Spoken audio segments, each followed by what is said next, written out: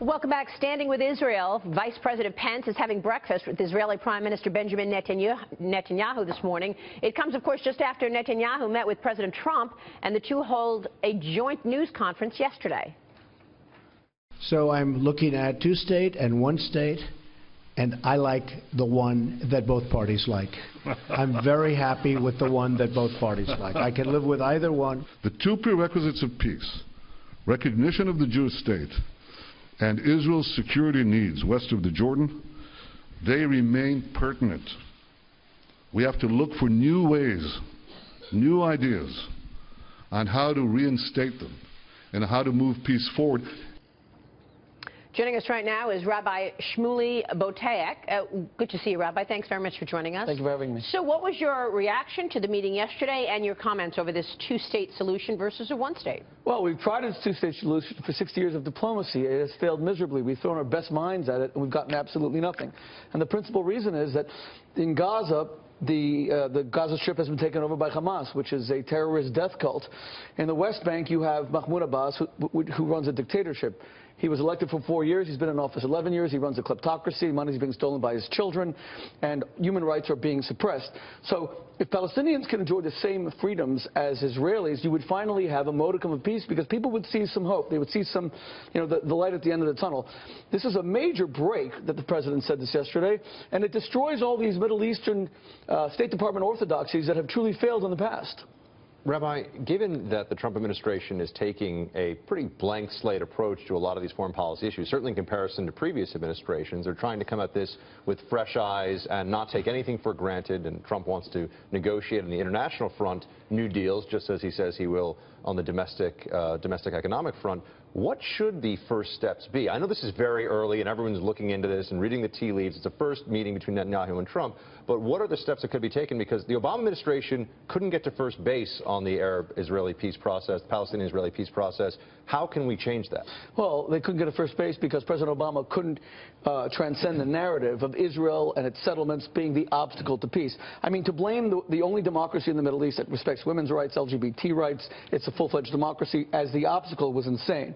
So the first step now would be, number one, the Palestinians have to purge all anti-Semitism and Israel hatred from the textbooks that they teach their children. If children are drinking from a well of poison, you're not going to have peace. Number two, Mahmoud Abbas has to be held accountable for his corruption. Why aren't there elections? It's 11 years, for goodness sake. Number three, Hamas has to be defunded.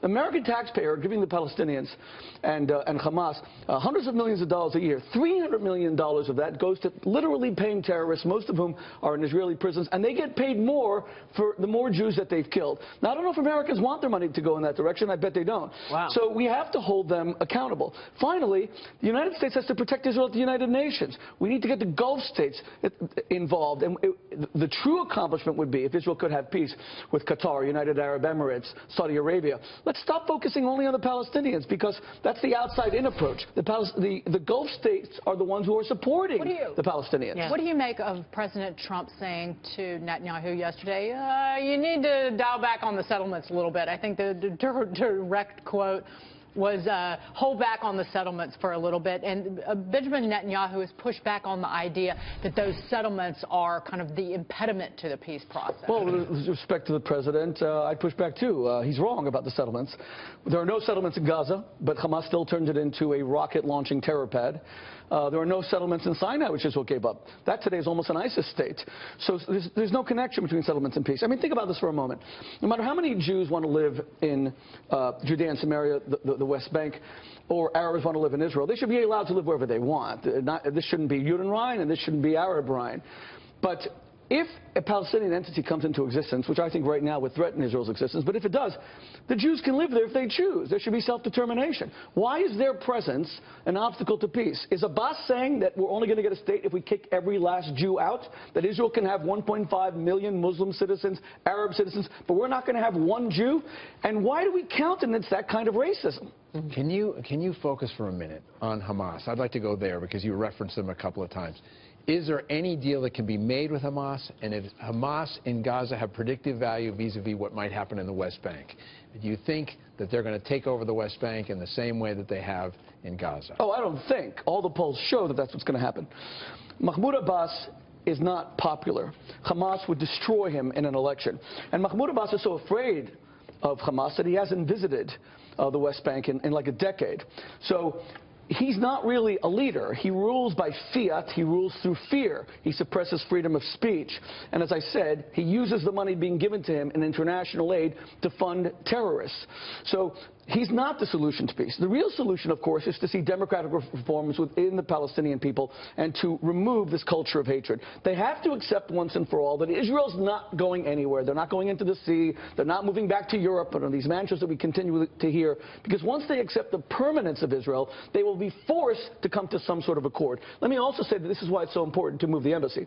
A lot of people see the moving of the embassy from Tel Aviv to Jerusalem as just being cosmetic. It's not. It sends a message to the Palestinians that Jerusalem is off the table, that we're never going to negotiate it, so just accept it. There's 190 countries that the United States has diplomatic relations with. Why is Israel the only one? Where the embassy is on the beach, it's in a dilapidated building, and not recognizing the capital of our foremost ally. It's bigoted, it's prejudiced, it's wrong, and it goes against American law. In 1995, Congress passed a bill that mandates that the embassy was supposed to be moved back then. 22 years ago, there was a presidential waiver that's allowed to be invoked every 6 months. It's made a mockery of the will of Congress. All right, we will leave it there. Rabbi, good to see you. Thanks so much. Thank you. Rabbi Shmuley Boteach joining us there.